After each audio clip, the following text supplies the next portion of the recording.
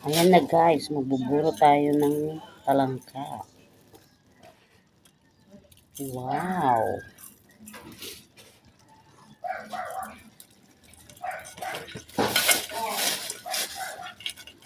Aw! Atsu!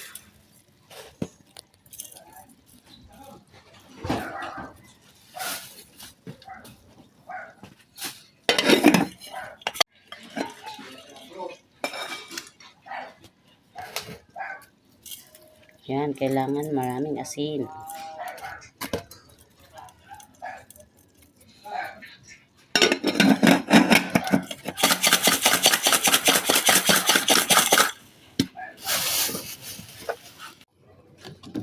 Ang pangkabila.